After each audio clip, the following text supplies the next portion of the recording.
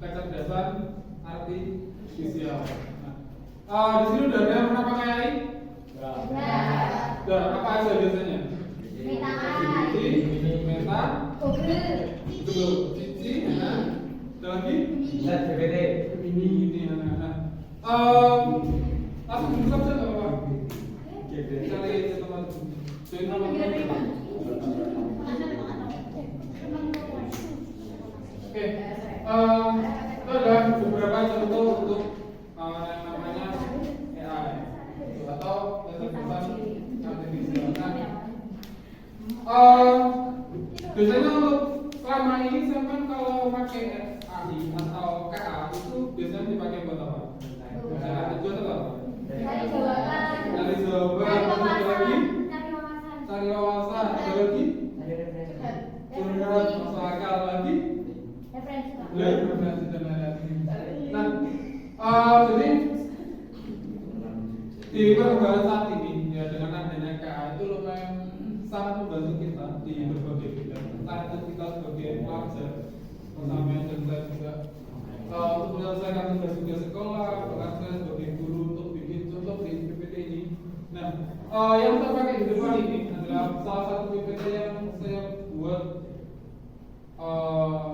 sekitar 8 menit yang lalu pakai Java AI kalau ini. Ya, jadi nanti misal di pelajaran-pelajaran lain entah itu informatika, entah itu kimia, entah itu sejarah dan lain-lain, selama sampai bisa menyesuaikan promnya atau perintah yang sama berikan ke KA-nya itu jelas, nanti output yang dihasilkan oleh KA-nya itu pun juga bakal sesuai dengan apa yang sama inginkan gitu.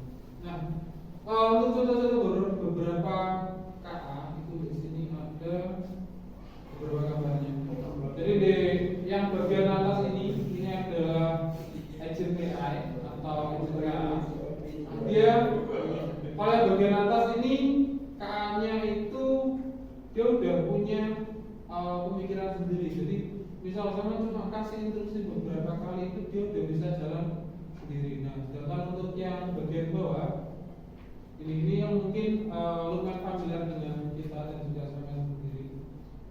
Kayak ada ChatGPT dan lain-lain di sini kan ini yang namanya generatif AI atau KA gitu.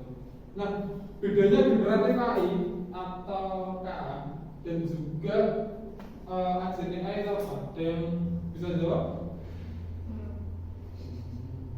Agen sama generate. Agen sama generate. Nah, jadi secara singkat untuk generatif AI itu perlu kita berikan dia perintah, entah itu berupa prompt, buatkan saya PPT, buatkan saya gambar, buatkan saya novel, nah, gitu. Itu namanya generatif AI. Terus setelah saya kasih perintah, dia bakal menghasilkan output berupa entah itu novel, entah itu gambar, entah itu puisi yang seperti kita sampaikan di perintahnya gitu. Sedangkan untuk yang bagian atas atau agentic AI itu atau yang agen AI ini dia udah punya dia adalah kecerdasan buatan, tapi dia sudah punya pemikirnya sendiri. Jadi misal contoh biasa digunakan di customer service gitu. Misal contoh ini pernah pesan di Shopee? Pernah kan? Sering banget. Nah, di beberapa pesanan, di beberapa toko juga itu kan ada yang responnya cepat banget. Bahkan sampai ngetik baru selesai, belum ngetik yang lain lagi itu udah dijawab oleh customer service-nya. Ada yang pernah gitu? Pernah. Nah, itu adalah salah satu contoh penggunaan AI di dunia bisnis, terutama di customer service. Nah, dia sebagai agen kita, sebagai bisa jadi karyawan kita di situ. Jadi misal ada pelanggan masuk, dia bahkan udah bisa buatkan peranannya. Jadi kita nggak perlu membuat datanya dengan nanti cuma bisa menjawab pesan dari pelanggan, menjawab dengan sesuai karakter yang ingin kita buat AI-nya gimana itu bisa. Terus dia juga udah bisa buat pesannya sendiri. Jadi kita pagi-pagi bangun tidur tinggal melihat list apa aja sih yang dipesan orang-orang. Saya dapat pesan apa aja, jadi kita tinggal eh, packing atau ngadu barang-barang yang ada yang besar itu terus dikirim. Jadi kita udah nggak perlu lagi mantengin chatnya udah nggak perlu lagi gitu. Nah manfaatnya kalau SDA itu sedangkan untuk yang bawah ini generatif AI itu salah satunya yang udah biasa kita pakai untuk mencetak tugas dan lain-lain. Nah di generatif AI ini ada beberapa contoh juga di beberapa bidang. Kayak misal di teks generatif dia itu cuma khusus untuk teks aja, terus ada video, bisa pakai konten-konten kreatif. Karena kan lumayan banyak yang pakainya itu udah bukan visualnya dia sendiri, tapi dia udah pakai karakter-karakter tertentu, entah gambar pixel jadi apa sih, bisa ngobrol. Tahu gambar pixel? Tidak. Yang Disney. Kalau Disney tahu? Tahu. Karakter-karakter Disney. Karakter-karakter Disney itu salah satu contoh gambar tipe Pixar. Ada juga yang sudah berhenti, ada yang sudah dan lain-lain. Itu untuk video, terus ada image, contohnya yang mungkin kapan yang udah lumayan familiar. Sama yang terakhir audio atau voice, itu yang biasa saya pakai mungkin semuanya kayak yang dua aja belum pernah. Ada yang pernah buat lagu? Iseng-iseng? Pernah. Nah, okay. Nah, itu juga salah satu contoh di audio atau voice. Bahkan di Suno ini kita antara kita cuma buat kata-kata aku ingin mandi gitu. Ini udah bisa dibuatkan lagu yang panjang. Bahkan nggak perlu sampai buatkan sampai teks panjang itu nggak perlu. Atau mungkin bisa kolaborasikan dia sama ChatGPT, bisa sama minta liriknya di ChatGPT, terus sama masukkan di Suno buat generatifnya ke dalam musik gitu. Nah, kurang lebih gitu kalau KA gambaran secara umum dan juga tipe-tipe KA di game.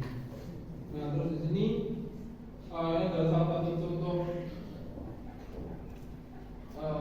presentasi PPT yang dibuatkan sama KA. Jadi di sini untuk promnya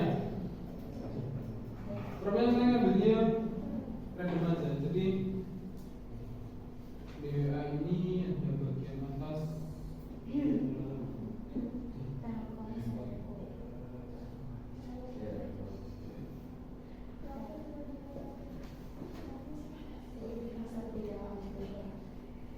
nah, ini adalah salah satu contoh prompt yang saya pakai tadi buat membentuk PPT yang saya inginkan. Jadi di akhir terutama di baik generatif kita juga harus perlu tahu misal perintahnya itu harusnya seperti apa biar outputnya itu sesuai dengan apa yang kita inginkan. Dan sampai nanti sampai pas print betul itu bukan saya PPT untuk mempresentasikan bisnis saya ada bisnis pengaruh dan gitu aja.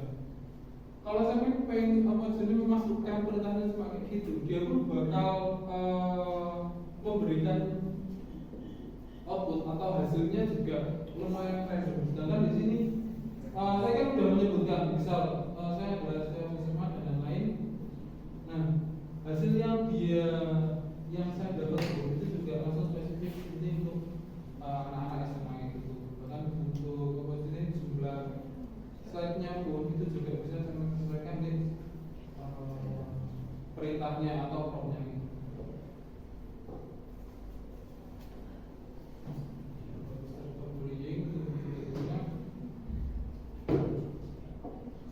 Oke, jadi kurang lebih di zaman sekarang karena kita udah mau gak mau udah harus bisa kolaborasi sama AI atau KA berdasarkan artifisial. Kita harus sudah bisa berpikir lebih jauh tentang apa yang perlu kita lakukan biar gak tertinggal. Bagaimana respon kita dengan perkembangan dunia digital yang membutuhkan sangat pesat ini. Itu terus selanjutnya apa itu kolaborasi dengan artifisial. Nah, yang dimaksud kolaborasi dengan kecerdasan artifisial itu kita sebagai profesional dengan bidang yang kita miliki, kita minati atau bakat kita yang terpendam apa itu kita bisa explore dan juga tahu KA apa yang kira-kira cocok untuk kolaborasi dengan kita. Misal contoh, siapa yang suka opportunity buat video konten atau pengen opportunity punya public speaking yang bagus, itu bisa buat konten-konten tentang video. Atau yang pengen yang suka buat puisi dan lain-lain, pengen puisinya bisa jadi musikal. Bahkan kalau ada teman di sini kan ada teater. Nah, bahkan di teaternya itu nanti backsoundnya pakai puisi dari sampean yang dimusikalisasikan, itu juga udah bisa, nggak perlu ribet lagi ngatur instrumennya gimana, nggak perlu nyari piano di mana, nggak perlu nyari bandnya di mana untuk jadikan itu sebuah instrumental yang utuh gitu. Dan tentunya memahami ahli kebutuhan running gitu. Jadi untuk kolaborasinya itu juga kita perlu tahu dan menyesuaikan dengan ahli-ahli yang kita butuhkan. Saya di sini kita dunia pendidikan dan kesehatan, bisnis dan penerbangan. Sekarang konsultasi kesehatan pun kita juga udah bisa ke AI. Contohnya ChatGPT juga bisa, bisnis juga bisa. Kita bisa bisnis tadi entrepreneur, customer service, terus kesehatan. Bahkan kita kalau saya menceritakan aja gejala sama saat ini, kalau pusing kayak gini, laporan berbeda teman-teman, nah kayak gitu pun dia udah bisa mendiagnosis kira-kira kamu mungkin sakit ini, coba kamu berkira biasanya kamu sakit ini, terus obatnya ini untuk pilihan dosisnya ada ini, dosis ini itu udah bisa untuk sekarang, walaupun tetap kalau bisa ya tetap di profesional kayak gitu. Terus hiburan, konten kreator sekarang udah banyak banget. Terus yang selanjutnya meningkatkan potensi dengan AI. Ketika kita tahu apa yang AI apa yang kita butuhkan dan kita udah mulai bisa mengoperasikannya, secara tidak langsung potensi yang dulu bingung kalian mau mengembangkan kayak gimana itu udah mulai punya arah yang lebih jelas dan bisa dilihatkan. Navigasi batasan. Oke. Ini mungkin yang hal-hal yang perlu diwaspadai di era saat ini. Itu batasan-batasan atau gimana cara kita bertanggung jawab dengan AI. Bahkan kayak apa ya? Gangguan berlebihan juga. Jadi misal sama mengerjakan tugas ini, jangan sampai sampai nanti setelah mengerjakan tugas itu sampai tulis mentah-mentah tugasnya, terutama di matematika tingkat lanjut atau beberapa tugas yang lain. Jadi ketika saya mendapat tugas, lihat dulu tugasnya itu pengennya kayak gimana, terus sesuaikan dengan pegangannya sama baik. Soalnya saya pribadi di entah itu di pelajaran sekolah ataupun di luar sekolah yang pernah saya pakai, itu dia di beberapa jawaban soal itu pernah beberapa kali dia salah. Jadi itu yang ngecek bukan saya saja, saya saja yang ngecek, mungkin saya nggak bisa. Jadi saya coba tanya ke saya, jawabannya begini, tahu begini. Nah akhirnya saya dan teman-teman saya untuk sekarang udah nggak terlalu tergantung sama AI. Jadi kita lebih, aku lupa harus ini, coba kamu buatkan untuk detail ini gimana, nanti dia bakal memberikan detail-detail seperti yang kita inginkan. Nah, salah satu juga pentingnya saya tahu struktur prompt itu juga untuk hal ini. Jadi jangan sampai kalian asal ngasih prompt atau ngasih perintah sehingga hasil yang dibuatkan itu juga dia terlalu global, sedangkan kita pengennya spesifik.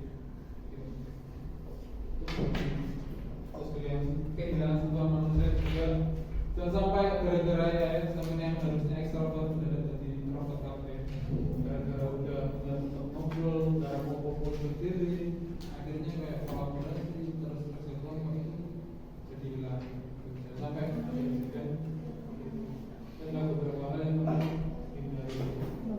Oke, kalau ini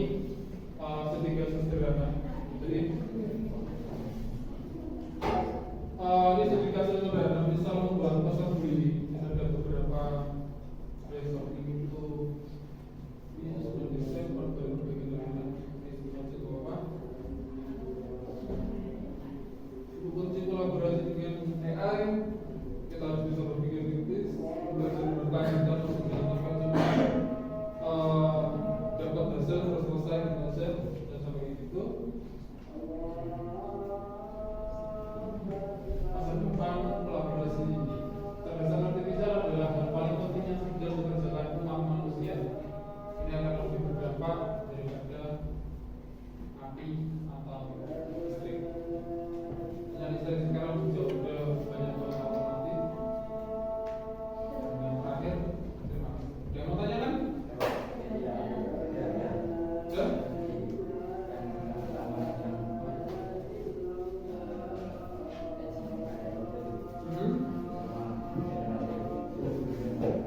Jadi Pak, lebih mulia yang mana? Oke. Pertanyaan adalah untuk generatif AI sama GenAI itu lebih unggul yang mana? Nah, untuk hal ini bisa dibilang kalau dibilang lebih unggul GenAI itu dia punya batasan pada data yang kita sampaikan di awal. Karena dia itu sebuah sistem yang kita bangun buat menjadi garam kita. Sedangkan untuk generatif AI itu untuk memenuhi kebutuhan kita tertentu. Adanya itu. Jadi kalau terkait unggul yang mana itu jawabannya lebih condong ke saat ini kita butuh apa? Siapa yang kita butuhkan?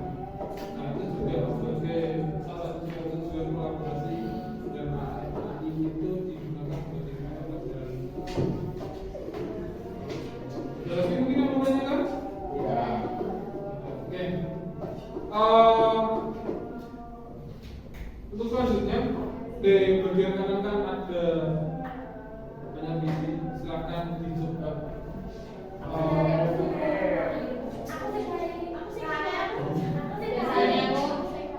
Untuk itu silakan buat video.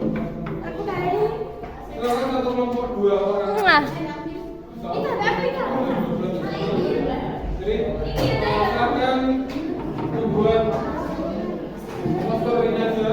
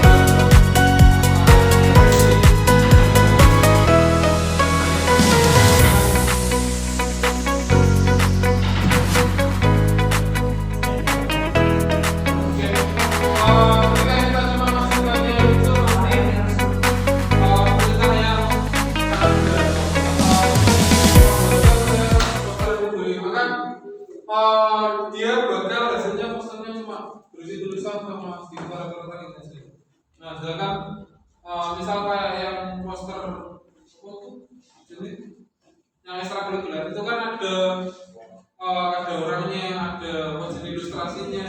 Di situ saya melengkapinya dengan misal buatkan saya poster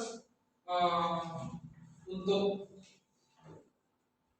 info pendaftaran ekstrakurikuler dengan ilustrasi anak SMA yang bermain voli, olahraga, seni dan juga bisnis gitu. Lalu gunakan warna biru, terus gini, gaya bahasanya gini, dengan kain desainnya ini, open apa sih info pendaftaran gitu.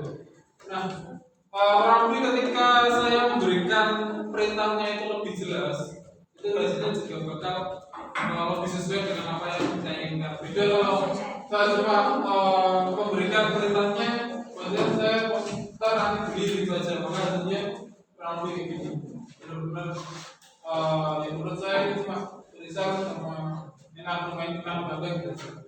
Tapi untuk kejelasan lebih menarik atau enggak itu tergantung nanti perintahnya yang diberikan. Dan mungkin itu saja yang bisa saya sampaikan hari ini. Terima kasih waktunya. Semoga apa yang kita pelajari hari ini bisa jadi bermanfaat. Amin.